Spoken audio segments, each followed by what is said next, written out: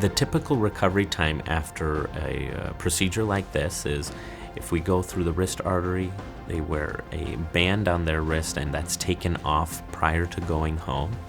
Once they arrive at home, we usually say nothing lifting anything heavier than 5 pounds with that hand for about 48 hours after the procedure.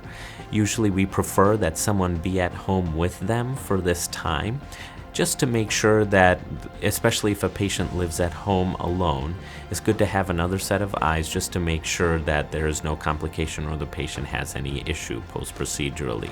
After that first 48 hours, typically the patient can resume normal activity with that particular hand, typically the right hand, but no heavy lifting, meaning especially if a patient is a weightlifter or works in a field of work, line of work that involves carrying very heavy objects, greater than 30 to 50 pounds, we will wait at least 10 to 14 days before advising that a patient go back to lifting anything significantly heavier.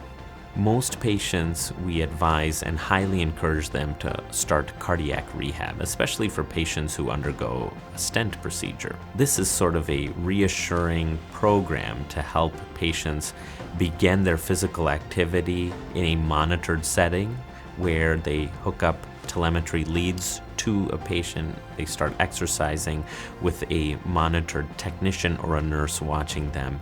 It's typically a 12-week program, 3 times a week.